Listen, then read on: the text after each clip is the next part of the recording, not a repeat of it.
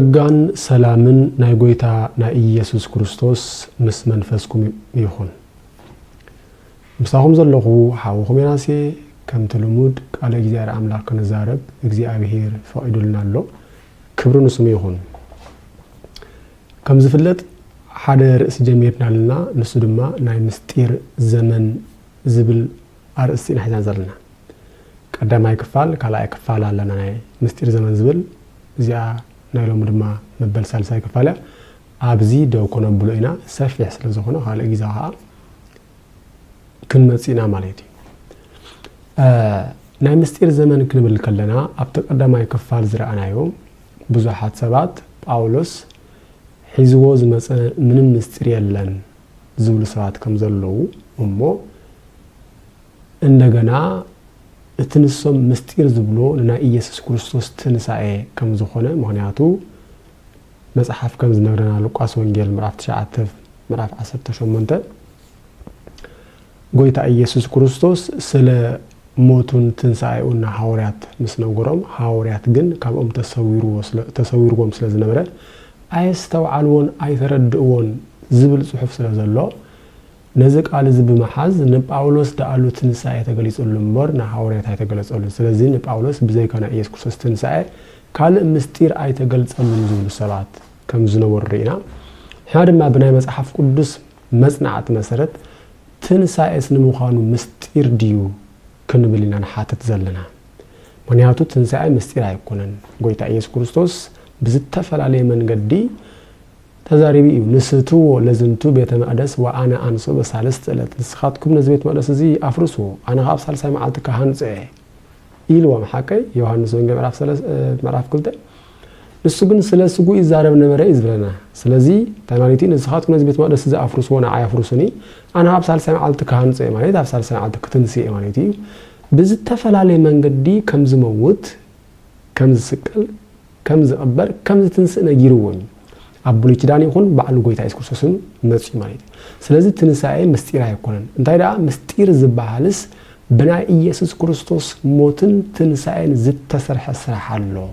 ስለዚ ንጳውሎስ ተገለጸሉ ድማ እዚ እዩ ኢልና ዘርያና ኣብቲ ቀዳማይ ቪድዮና ኣብ ካልኣይ ቪድዮና ድማ ጳውሎስ ምስጢር ሒዙ ከም ዝመጸ ባዕሉ ነጊሩና ማለት እዩ ካብ ዘለዓለም ካብ ውሉድ ወለዶ ተሰዊሩ ዝነበረ ምስጢር ሕጅግና ንቅዱሳን ዝተገልጸ ኢሉ ነጊሩና ማለት እዩ ኣብ ቆላሲስ ኣብ ኤፌሶን ድማ ብግልጺ እቲ ካብ ዘለዓለም ኣብ ልብ ኣምላኽ ተሰዊሩ ዝነበረ ምስጢር ንዓይ ግን ንኹሉ ሰብ ከረድእ ንዓይ ተዋህበኒ ኢሉ ንዓይ ተዋሂብኒ ብዘይካ ጳውሎስ ምስጢር ተዋሂብኒ ዝበለ ወላ ሓደ ሐዋርያ የለን ብዘይካ ጳውሎስ ድማ ናይዚ ዘመን ምስጢር ዝተቀበለ ወላ ሓደ የለን ስለዚ ሎሚ ድማ ከም ባድ ኣምላኽ እቶም ምስጢራት እንታይ ከም ዝኾኑ ኢና ክንርኢ ክንፍትን ምናልባት እንታይ ከም ዝኾኑ ክንርኢ ክንፍትን ኩለኩም ከለኹ እቶም ምስጢር እንታይ ከም ዝበሃሉ ዳለይ ክነግረኩም እምበር ኣብቲ ምስጢር ዲቴይል ኣቲና ክንመሃር ማለት ኣይኮነን ምክንያቱ ንሶም ሰፋሕቲ ስለ ዝኾኑ ካልእ ግዜ ብደንቢ ኢና ክንመፅኦም ማለት እዩ ሎሚ ግን ኣስማቶም ጥራሕ ክነግረኩም እምበር ዘለናዮ ዘመን كل جزء خامن نجاجمو دس لازبلني نايت أجا زمان يزبال نايت أجا زمان ناي سلام زمان ناي محرة زمان ناي مستير زمان يزبال سلا ناي مستير نظر نامس حجي ناي مستير زمان يزبال كلمة كلنا دما حجي زت تصورا زت حبل مستير يلن نقولو جن إز زمان زي كابتن قداموت أبوتات تحابي نيرو أب لب أملاخ تصوير نيرو بጳውሎስ ግን ተገሊጹ ኢልና እንታይ ኮን ይኸውን ዝምስጢር እዚ ናብዝብሉ ሓደ ሽድሽታት ከነገረኩም ግን እቶም ሽድሽታት በከፊል ለአለይ ከነገረኩም በር ዘለና ዘመን ናይ ጸጋ ዘመን ናይ ምስጢር ስለዝኾነ ብሙሉ ኣብ ክርስቶስ ዝኾነ ምስጢር ማለት ካብቶም ቀዳሞት አቦታት ዝተሰወረ እዩ ስለዚ እዘለና የዘመን እዝናይ ጸጋ ዘመን ምስጢር ይነሩ እግዚአብሔር አምላኽና ንዓና ነዞም ኣብዝን ዘመን ዘለው ሰባት ዘዳልዎ ኣብ ልብ አምላኽ ተዓቂሩ ዝነበረ ብጳውሎስ ግን ዝተገልጸ ስለዚ ዘመኑ ናይ ምስጢር ዘመን انتحيو تمستير تتهايلوغن كله اتناي تصقع نابنت بتصقع اتنو كله زدحن تصقع أملاخ تقليص اللو ريهم ما نم نبي ما نم حواريا بتصقع يخم زدحنكم بتصقع كدحنيخم زبلن ناي نبرن باولوس مسيو اتنو كله سب زدحن تصقع أملاخ تقليص اللو زبلنا بكريستوس بمؤمن بتصقع يخم زدحنكم زبلنا بتصقو يصدقو زبلنا ريحم لكم بتصقو صدقنا بتسفنا يزال عالم هيوت ورست من تخن كونيلو بمدحنينا ኢየሱስ ክርስቶስ ገሩ ለመንፈስ ቅዱስ አብልዕለና አፍስ አብዚሑ አፍሶስ ዝበለና ጳውሎስ ስለዚህ እዚ ጸጋ ምናልባት ስለ ጸጋ ካለ ጊዜ ብለን ብሆን ክንማሪና አብ መጽሐፍ ቅዱስ ጸጋ ዝብሎ ግን እዚ ሕጂ ዘለና እዚ ዝተገልጸ ጸጋ ግን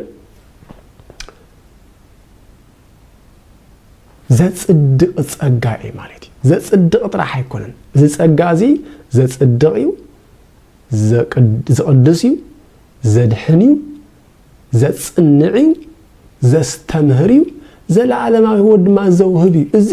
ምስጢር እዩ ሓደ ሰብ بكريستوس بإيمان بتصقع يخم تدحنو إلو بزيكا باولوس ما نمسب زستمهار يلن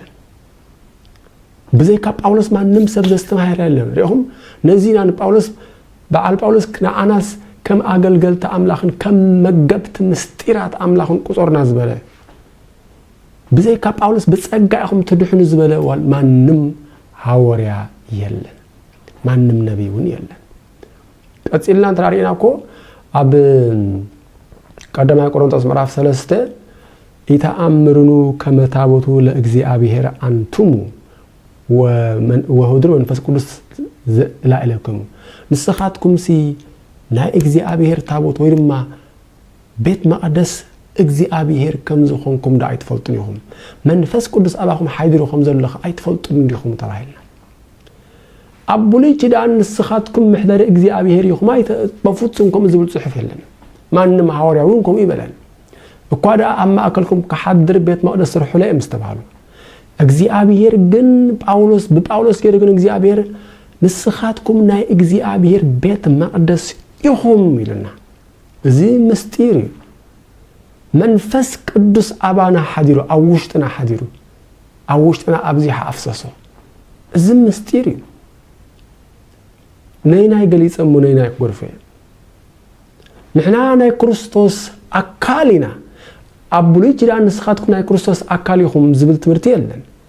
كافتم أسر تقلت هوريات ناي جنشل هوريا ولما تم أسر تقلت هورياتون نسخاتكم ناي كريستوس أكاليهم إنما أيستمهارون باولوس مسيقون نسخاتكم ناي كريستوس أكاليهم طبعا إذن مستيري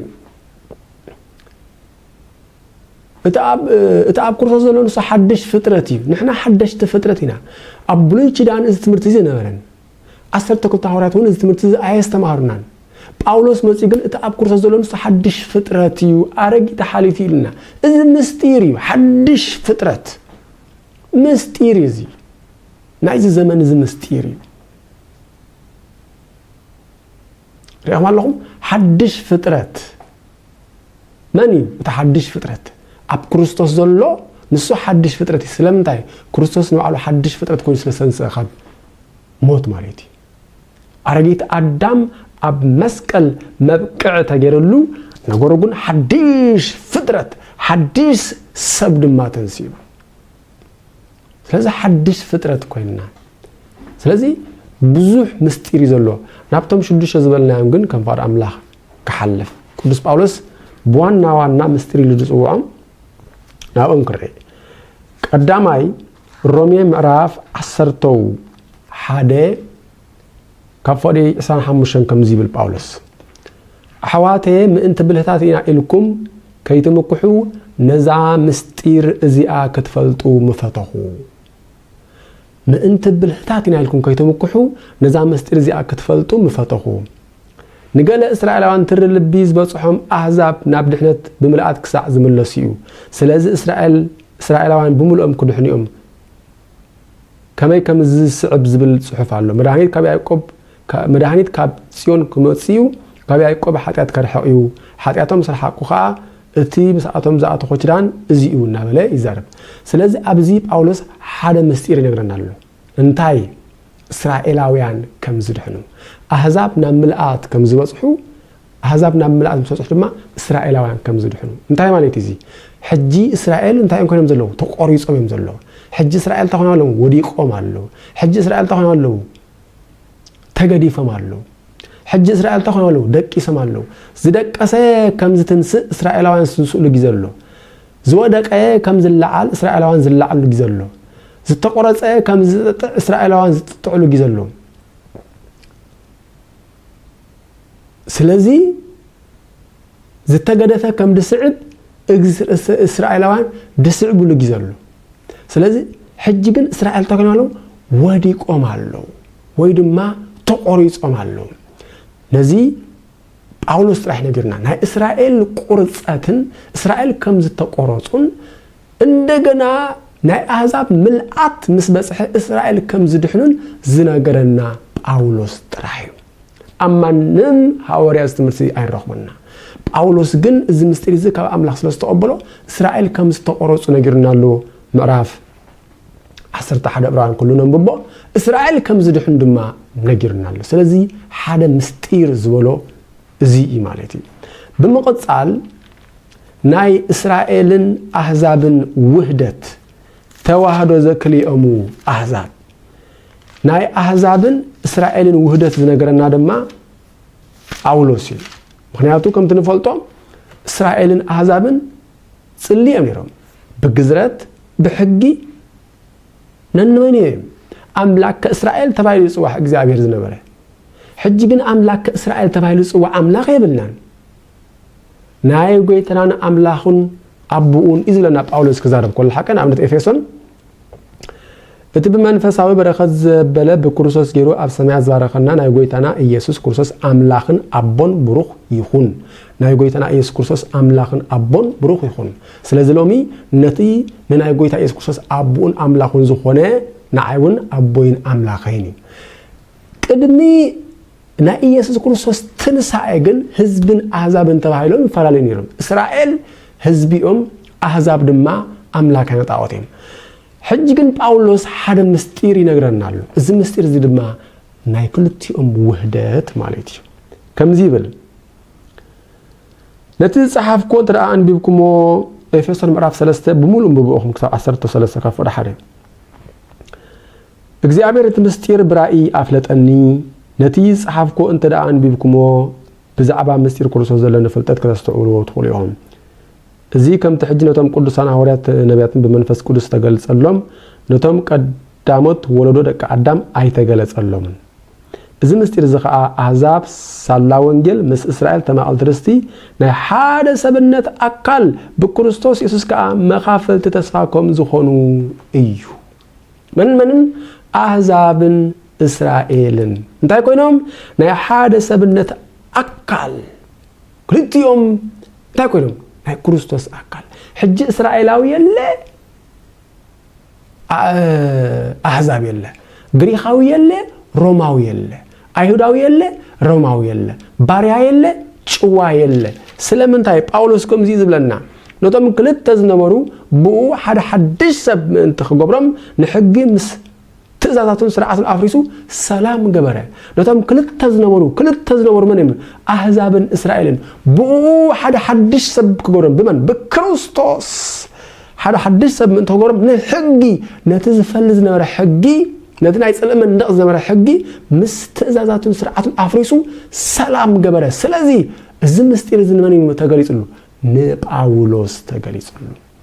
እስራኤልን አሕዛብን ሓደ አካል ከም ዝኾኑ ማንም ሐዋርያ ነገርና እኳ ደኣ እስራኤል ከአምኑሞ ብናይ እስራኤል እምነት ድማ አሕዛብ ንኽባረኹ እዮም ዝጽዕሩ ዝነበሩ በዓል ጴጥሮስ እንተላ ግብረ ሐዋርያት ተዓዚብና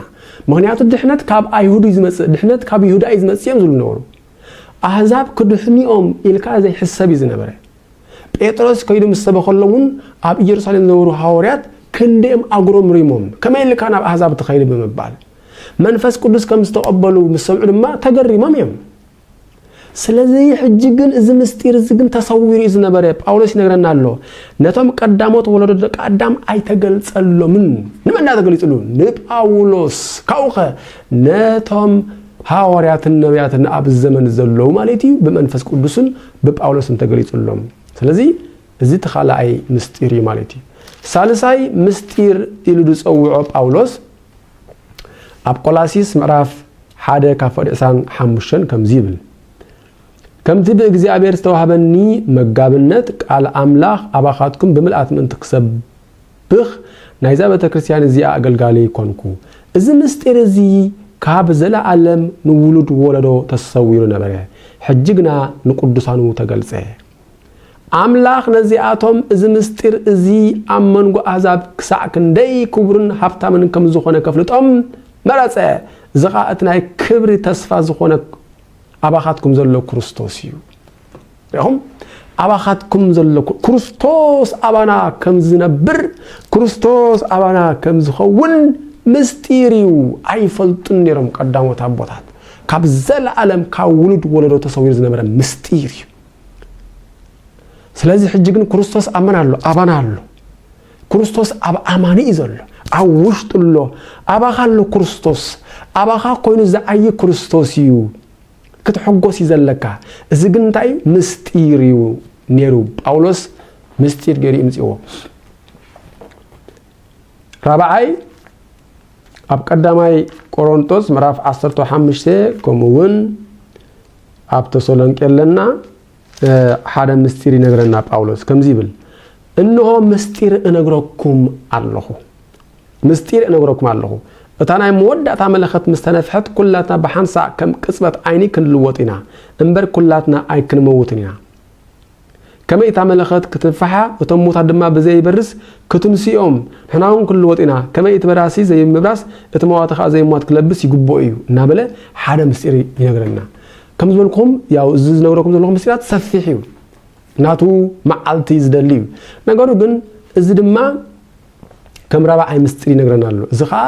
ትንሳኤ ሕና ራፕቸር እንብሎ ብዙሓት ሰባት ነዚ ትንሳኤ ምስ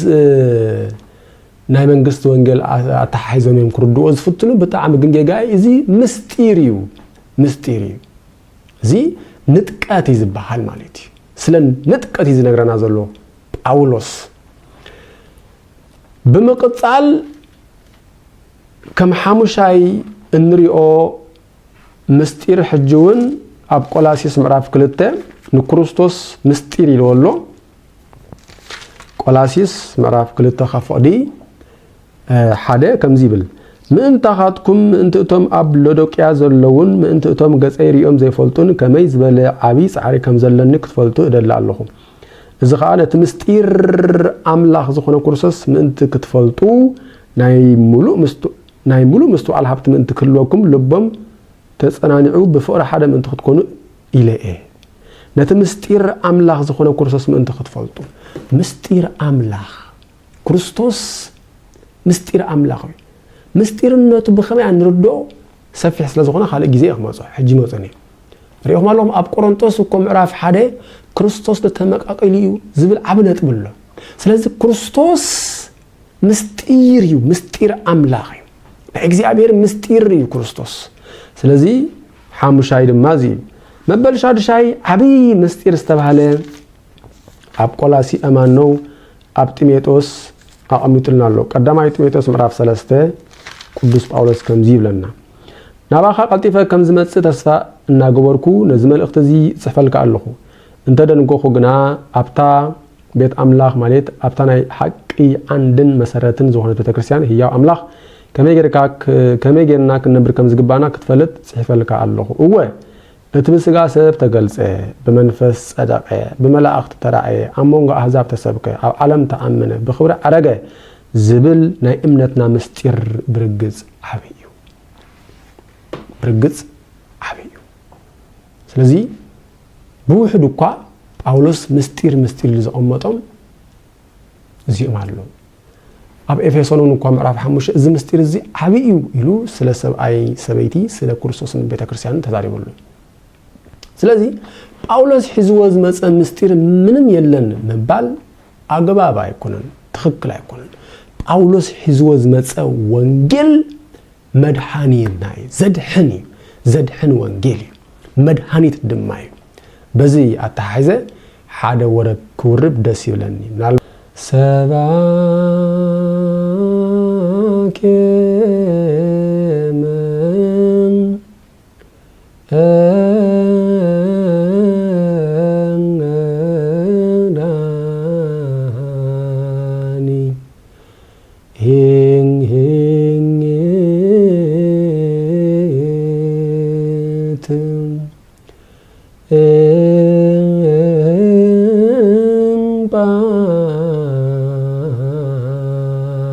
Paulos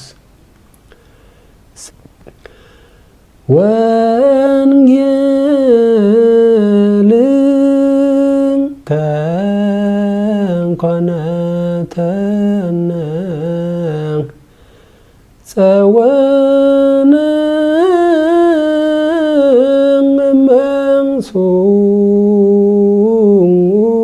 መንሱት ጸወነ መንሱ ጸጋን ሰላምና የጎይታ ምስ መንፈስኩም ይሁን ሰላም